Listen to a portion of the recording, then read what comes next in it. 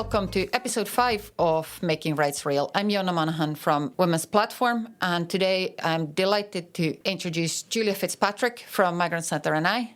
Hi. Risa Baslin. Hello. Who is an anti-racism worker and has also done research on the experiences of migrant and ethnic minority communities in Northern Ireland.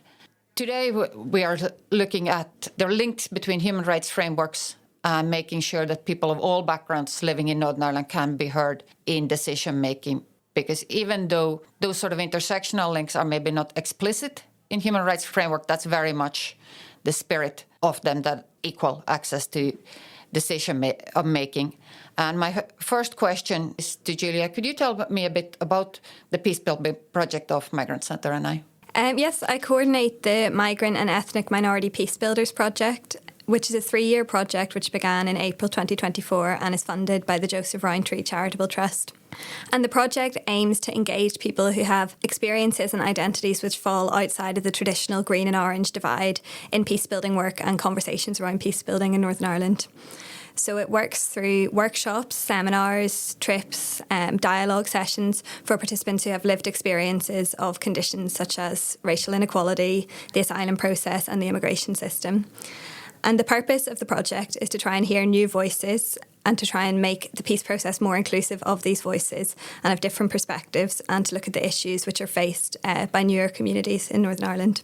And the reason we have the project is because we think that widening the conversation around what a peaceful future in Northern Ireland should look like enriches our understanding of the diversity which does exist in Northern Ireland and encourages people to look outside their own spheres and their own issues to consider other people's. Risa, based on your research and your perspective, how does that fit into what people have been telling you? Yeah, so I'm actually part of Julia's program. Like, I would be one of the participants because I come from a migrant background. I'm American, if you can't tell. So I have a slightly different experience. I haven't experienced any of the racial aspects of what a lot of the people in her program have experienced, but I have experienced the immigration process. But mostly I wanted to join the program because I wanted to make connections, because most of my work is for people from ethnic minority backgrounds. And my kind of view on this aspect is that I studied politics, and I studied specifically how the Northern Irish system separates green and orange from the rest of the population, and what kind of rights are afforded to people from Protestant or Catholic backgrounds versus the lack of legislation afforded to everyone else. So Julia's program helps not only make connections for me, but also have a better understanding of the politics and what that looks like and what we're working towards as a country to try and afford more equal rights to people from ethnic minority backgrounds. And Julia, what are people telling you within the project? What are their experiences of Northern Ireland? I mean, within the project, there's such a range of different people and different experiences. Obviously, people do have positive experiences coming here, which is really good. But there are definitely some major issues. I mean, I think probably the one that's biggest on everyone's mind at the minute is racist violence and hatred, especially with the riots over the summer. But, the riots weren't they didn't just happen. There's sort of a context of rising racial hate crimes over the last year at least. And racist hate crimes have now overtaken sectarian hate crimes as the largest motivating factor for hate crime, which is, it's astonishing given how small the ethnic minority proportion of the population is. I think, specifically in a Northern Irish context, obviously the riots took place across the UK, but they had a different context here because of the post-conflict background and also the paramilitary element, that was acknowledged by the PSNI at the time. And the kind of lack of political leadership that we've seen since in taking real action is definitely a major concern. It should be a concern for everyone. There isn't going to be standalone hate crime legislation in this mandate. The executive's tackling paramilitarism strategy doesn't even mention ethnic minority communities in it. So there's a lot of issues in terms of how, as Risa was saying, people and issues which don't fall into the sort of sectarian debate get sidelined and kind of ignored until things reach a breaking point. And I mean, sort of even beyond that, the whole context of the hostile environment, which does affect people who have legal status here as well as people who don't, is definitely a major consideration. Migrant Centre has advice workers who advise clients applying for EU settlement scheme advice, and there's a lot of issues with, people's applications being turned down, not because they aren't eligible, but because there isn't much funding for advice services here, and people aren't able to get their status that they're eligible for. Cases where people are wrongfully charged for healthcare that they're entitled to have free under the EU settlement scheme, and also, the sort of unique landscape here of the Irish border, and the difficulties around that do cause a lot of issues for people trying to cross the border who maybe don't know they have to have, now that there are more border checks post Brexit, they don't know about having to have identification documents and things. So yeah, there's a lot of different issues. Risa, how does that chime with your experience and people you would work with or took part in your research? My experience is almost exactly the same as Julia's. On top of that, I think my research focuses a lot on political structures. So for me, what I see and what I work with more regularly is the provisions that have been made specifically for Catholic communities. Like if you look at the police is a great example of how, as a society, we created space for a specific community in order to create equity for them. And there's structures for that structurally advantage specifically the Protestant Catholic communities, and we don't have that same structural advantages for ethnic minorities, which then ends up structurally disadvantaging ethnic minorities, and you have that all across the political system, and then it seeps into things like policing, things like charity, and it's all across the board. Also in the legal and political frameworks, like Julia said, we don't have hate crime legislation that's people have been trying to pass for a very long time now. We don't have anything similar to what they have in England called the Equality Act, and that was passed in 2010. So we're 15 years past having legislation equal to England, and that really, really disadvantages not just ethnic minorities, but large sectors of the population in Northern Ireland. But aside from kind of political and legislative differences, I have noticed just in conversations with people that as well as there being a separation between Protestant Catholic legislation, there's a very big social gap between communities that have been here and have created home and spaces for centuries, and then new communities that feel extremely isolated. And that kind of happens all over the world. But in Northern Ireland, people have learned to be with the people that are safe to them and stick within their communities. And I've experienced this certainly to a much lesser degree as some migrants, but I have also experienced kind of being outside of communities that are native to this island because it is so safe, and they've learned to be safe in their own homes and their own communities. So those would be, I'm sure I'm forgetting a few, but those would be the major issues that I would look at and kind of try to work with on a daily basis. Yeah, and you both talk a lot about hate crime and the impact of racism. What are the priority issues for communities that you work with?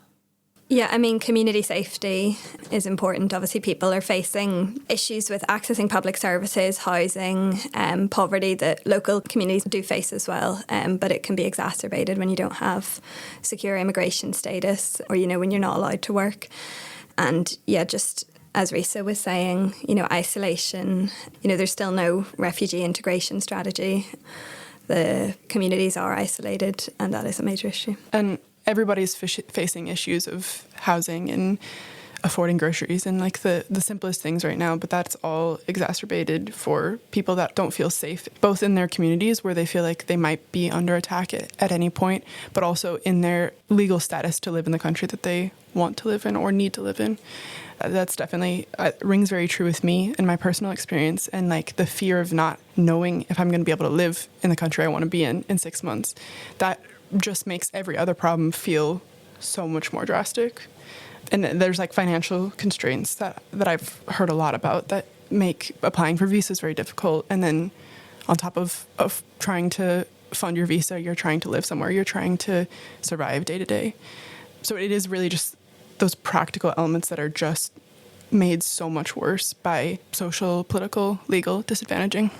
And some of that legislation obviously isn't set in Northern Ireland. Immigration and so on is Westminster. But what needs to be done in Northern Ireland to make sure that people from all backgrounds are better heard and integrated and supported?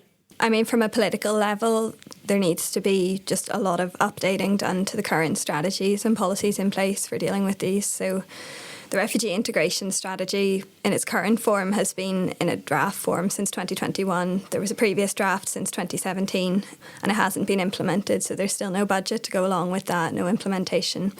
That's very similar to the racial equality strategy as well. Yeah, and I think there was a review of the racial equality strategy came out recently. Yeah, there's no budget to go along with it. It also criticised the lack of involvement of people with lived experience in the implementation of the racial equality strategy. So there needs to be a far more intentional approach, I think, from the executive and just from political leaders as individuals to call out racism and to come up with solutions. I think societally, there's also a need for, civil society organisations and just people as individuals to maybe start to look beyond the issues that have traditionally dominated discourse here. And of course, there are still major issues. I'm not saying that, all of that is sorted, but to look at what the major issues are now, who is the most, with paramilitarism, who are the victims now? It is, a lot of ethnic minorities, and to really acknowledge the experiences that people have that are different to the experiences that locals have, and just to build that sort of solidarity across different identities and different groups to try and work together to bring solutions. Yeah, we need to have a hard look at the legislation that does and doesn't exist. But from my research perspective, the problem seems to go much bigger than that. And the problem seems to lie within the consociational or power sharing structure in itself. And I think that is a much more difficult ask. I mean, legislation is a difficult ask, absolutely. But it's absolutely necessary.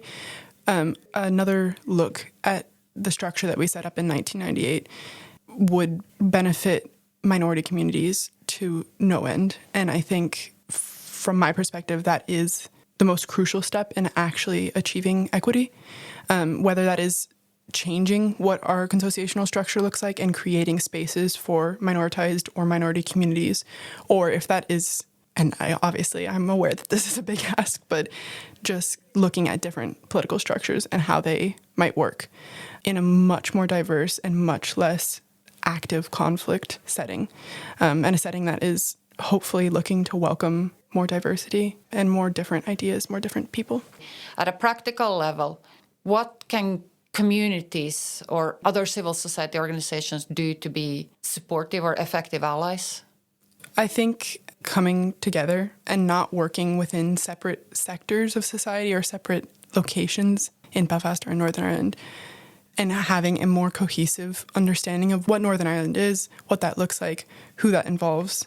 The Migrant Centre is a great example, but organizations that don't just work in East Belfast or West Belfast or within small sectors of the community, and initiatives that are the same, that don't work just within small sectors of the community, because those tend to continue to further isolate people that aren't native to those communities. And that has been a huge struggle in my work, is like, I'll do work in East Belfast, and then that work just doesn't transfer anywhere else. It stays within East Belfast. And then, so in order to go then change something in West Belfast, I have to go to West Belfast and talk to people in West Belfast. So a much more united and like a breakdown of this understanding that the community sector has to work within these small areas in order to achieve anything. And that's also a legal structure. That's how funding works. Like there's problems beyond where people are deciding to work, because it's not that simple. It's how they get funding. It's how they are legislated, etc. Yeah, and I guess just as well on the sort of practical side of it, just making sure you allow for all the different conditions to make things accessible for people. So, ensuring that there are interpreters available for people who don't speak English, if possible, within people's budgets. Covering people's travel expenses, I think, can be important, so people aren't out of pocket, to come to things. And yeah, just being really flexible and being, listening to the people who have these experiences, I would say, is the most important part of allyship.